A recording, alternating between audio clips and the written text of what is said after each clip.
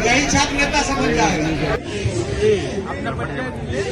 मैं मोहम्मद नजर बाबूगंज विधानसभा किशनगंज से।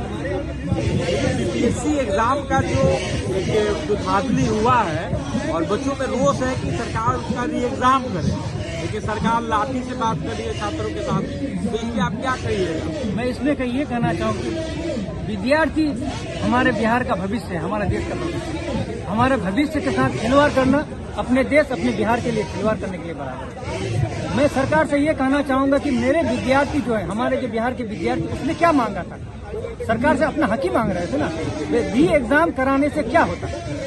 कुछ तो होता नहीं। री एग्जाम होता, जो फियर था वो होता, लेकिन उन्होंने ये नहीं करके, उनकी डिमांड को पूरा नहीं करके, उसने क्या काम कर दिए कि उनका पानी का बौछार डलवाया। इस ठंड में, कड़ाके की ठंड में पानी का बौछार, उस मेरी बहनें, मेरे भाई, किसी की बेटी थी, किसी का बेटा था, पूछिए उस माँ बाप से क्या दर्द होगा उनको, जो कि अपनी मांग को लेके बैठे और उसको मार रहे हैं, पीट रहे हैं, हॉस्पिटल में जा रहा है, हॉस्पिटल से लेके उसको थाना लेके जा रहे हैं और गलत इल्जाम देके उसको जो है केस डलवा रहे हैं। मैं सरकार से आगे करना चाहूंगा कि ये जो केस उन विद्यार्थियों पर किया गया गलत केस, उसको वापस ले और जो उनकी मांग है बीपीएससी के री एग्जाम करने का, वो करें जल्द से जल्द। आज जो प्रशांत किशोर जी आमरण अनशन में बैठे हैं गांधी मैदान में, गांधी जी की प्रतिमा के नीचे, तो इसके आप क्या कहिएगा? किस रूप में आप देख रहे हैं? देखिए, प्रशांत किशोर जी बस एक हमारे बिहार का भविष्य है।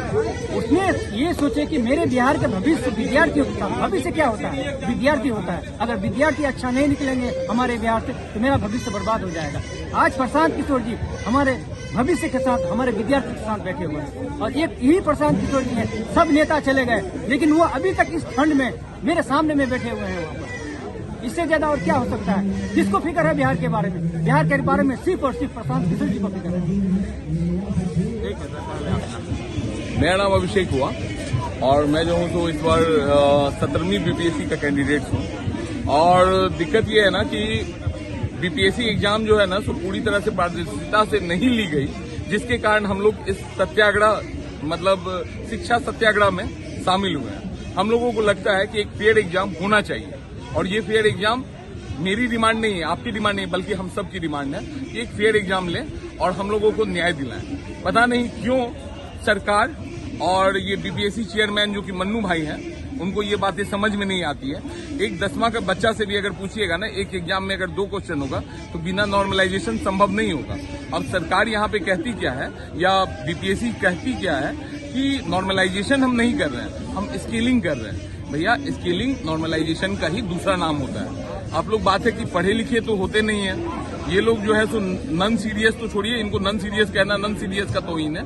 इन लोग मतलब एब्सर्ड है, मतलब साफ मूर्ख वाली बात करते हैं कि भैया, और साथ खासकर ये सम्राट चौधरी, इनका जो स्टेटमेंट सुने ना, हम कट्टर बीजेपी के वोटर होके भी आपको ये बात बताते हैं कि वो बहुत ही नन सीरियस है, उनको कोई एजुकेशन का ज्ञान नहीं है।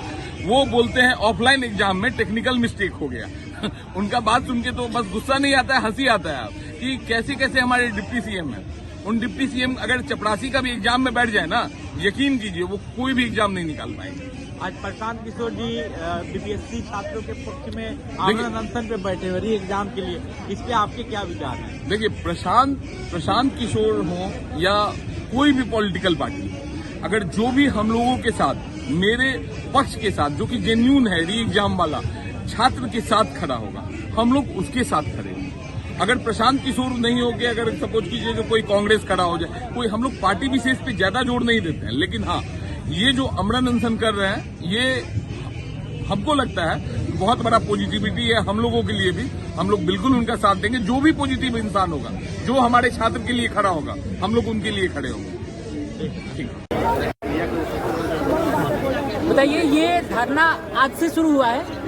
नहीं, हमारा प्रोटेस्ट जो है वो 15 दिन से चल रहा है और सरकार हमारी बातों को सुन नहीं रही है। मुझे लग रहा है कि सरकार बहरी हो चुकी है। तो सुनाने का फिर क्या तरीका है? हम लोगों ने जो ये प्रोटेस्ट किया है शांतिपूर्ण तरीके से आप लोगों के माध्यम से हम लोग सरकार को बताना चाह रहे हैं। अगर सरकार न्यूज देखती है और अगर सरकार हम न्यूज देख रही है तो जरूर देख रही होगी यहाँ पे जो स्टूडेंट्स है कितनी ठंड है, उसमें भी वो अपनी मांग पे खड़े हैं। उनकी मेहनतों को देखते हुए सरकार को अपना निर्णय को बदलना होगा और री एग्जाम करवाना चाहिए। आपके प्रोटेस्ट में, अब छात्रों के प्रोटेस्ट में कोई बड़े चेहरे भी शामिल हो रहे हैं? हमारे प्रोटेस्ट में प्रशांत किशोर जी हैं, वो आ रहे हैं, पप्पू यादव जी हैं, वो भी हमारे साथ आ रहे हैं। और अगर हम लोग तो ये चाहते हैं ना नीतीश कुमार भी हमारे साथ आ जाए और हमारी जो मांग है उनको पूरा करें, तो फिर हम लोगों को ये सब करने का जरूरत नहीं पड़ेगा। आपकी मांग है किससे? नीतीश कुमार से? हमारी मांग बीपीएससी आयोग से है, सरकार से है।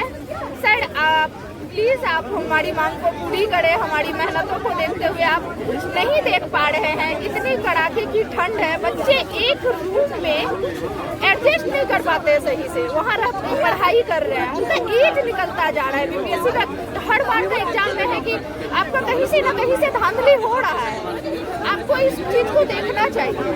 तो नीतीश कुमार से बड़ा अब आयोग हो गया है कि नीतीश कुमार को भी आप अपने साथ बुला रही हैं कि आप भी आके मांग हमारी पूरी करिए।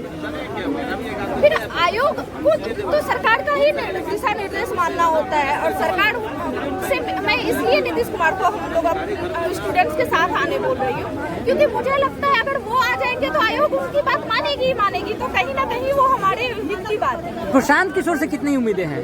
प्रशांत किशोर जी जिस हिसाब से हमारे साथ आए हैं और उनके आने से काफी हमें लाभ मिला है देखने को, तो हम लोग यही चाहेंगे कि सरकार जैसे प्रशांत किशोर के आने से इतना लाभ मिला है, आगे भी हमें उम्मीद है कि उनके साथ रहने से हमारी ये मांग जो है री एग्जाम का वो पूरा किया जाएगा। उम्मीद है इस बात का? हाँ, इस बात का पूरा उम्मीद है। लेकिन 4 तारीख को तो 18,000 बच्चों का एग्जाम हो रहा है, हो जाएगा तो फिर डंका बजाएगा। 4 तारीख को जो 18,000 बच्चों का एग्जाम हो रहा है उसमें सारे बच्चे उपस्थित होंगे तब तो मुद्दा तो ये भी उठता है ना, आपके एग्जाम में सारे बच्चे जा रहे हैं, वही बच्चे जाएंगे जो वहाँ तक नहीं पहुँच पा रहे हैं, जिनको और हम लोग उम्मीद नहीं हारे हैं। बिहार के जो अन्य अभ्यर्थी हैं जो इस आंदोलन में अभी तक हिस्सा नहीं बन पाए हैं, उनके लिए क्या संदेश है? हम ये कह रहे हैं कि बिहार के जिला के जो अभ्यर्थी हैं वो आप जहाँ हैं वहाँ से हमारे प्रोटेस्ट में साथ दे सकते हैं। ट्विटर के जरिए बहुत सारे वेबसाइट है, अपना वहाँ से जाइए। बताइए अपना परिचय दीजिए। मैं तौकीर अहमद जिला किशनगंज से आज यहाँ पे गांधी मैदान में आया हूँ। जब हम लोगों को पता चला कि बिहार के स्टूडेंट के साथ बिहार के भविष्य नहीं पूरे इंडिया का भविष्य जो बच्चे छात्र पढ़ के जो इंडिया का नाम रोशन कर रहे हैं, वहीं हमारे माननीय मुख्यमंत्री जी जो जिनका अभी दिमागी संतुलन खो गया है या मतलब वो दिमागी संतुलन पूरी तरह से गड़बड़ा गया है, वो इस ठंडे में हमारे देश के भविष्य के बच्चे के ऊपर पानी से बौछार करवा रहे हैं और लाठीचार्ज करवा रहे हैं और उनके ऊपर केस करवा रहे हैं। मतलब बच्चे का हमारे जो भाई हैं या बच्चे हैं या किसी के बेटे हैं, उनके आप सुने हैं कि किसी छात्र के ऊपर देशद्रोही केस करवाया जाता है, जबरदस्ती लाठीचार्ज करवाया जाता है, उनसे जबरदस्ती साइन कीजिए, इस तरह का कौन करता है? इस तरह का क्या कोई देश के अच्छे जो मंत्री होंगे या पीएम है, या अगर हमारे इंडिया देश में अंग्रेज को जब हम लोगों ने गांधी जी ने एक आंदोलन किया था कि यहाँ से खदेड़े थे, आज उसी क्या गांधी जी को ये ऐसा लगा था कि उसी देश जिसके लिए उन्होंने इतना आजादी के लिए हमारे बिहार के हमारे इंडिया के टोटल मुसलमान भाई, हिंदू भाई, सिख ईसाई जो बलिदान दिए, आज वहाँ लोकतंत्र की बात करने पे हमारे बच्चों के ऊपर लाठीचार्ज और पानी इस ठंडे में पानी का बौछार करके और उनके ऊपर हमारे देश के बच्चे के ऊपर भविष्य के ऊपर उनके ऊपर केस किया जाए कि वो कमाने लायक नहीं, जेल में जाके काम करे और अपना उज्जवल भविष्य को बर्बाद कर दे। प्रशांत किशोर जी आज री एग्जाम के लिए बीपीएससी के री एग्जाम के लिए आवरण अनशन में बैठे हुए। हाँ, आप इससे क्या कहना चाहेंगे? बहुत अच्छा उनका सोच देखिए कि एक अभी सिर्फ बिहार में प्रशांत किशोर जी ही हमको दिख रहे हैं जो खाली मीडियाबाजी नहीं कर रहे हैं, वो आज इस ठंडे में कड़कड़ाहट ठंडे में, और आपको मालूम है कल से बिहार का मौसम बदल गया है, इतनी ठंडी में वो आके यहाँ पे बैठे हैं, तो वो खाली जुमलाबाजी नहीं कर रहे हैं, वो करके दिखा दिए। और आप देख रहे होंगे एसपी साहबा किस तरह से न्यूज में दे रही है कि आपको जो आगे बढ़ाए वो भाग गए, वो नहीं है, लाठीचार्ज करवा रही है। तो एसपी साहबा से मैं कहना चाहूंगा, क्या वो बिना पढ़े लिखे एसपी बन गई? बच्चे का भविष्य अगर एसपी साहब का अगर बच्ची हो या बच्चा हो तो उनको क्या कहा जाता है, उनके ऊपर क्या एसपी साहब इस ठंडे में एक मग से पानी गिराएंगी, 1 घंटा भी लगवाएंगी। हम लोग को अच्छी तरह से इस ठंडे में अगर हल्का सा भी चोट लग जाता है तो कितनी दर्द होती है। जो इतनी ठंड में प्रशांत किशोर जी आज बैठे हुए हैं हाँ। गांधी जी की प्रतिमा के सामने अवरोधन करने, इस पे आप क्या कहिएगा? ये इतने ठंड में जो प्रशांत किशोर जी यहाँ बैठे हुए हैं, ये बच्चे के भविष्य को देखते हुए और अपने बिहार के भविष्य को देखते हुए, क्योंकि वो देख रहे हैं कि माननीय मुख्यमंत्री जी का जो दिमागी संतुलन है वो पूरे तरह से खराब हो चुका है। उनको समझ में नहीं आ रहा है कि वो क्या कर रहे हैं। तो मेरे ख्याल से प्रशांत किशोर जी उनको थोड़ा सा ट्रीटमेंट देने के लिए कहा जाए।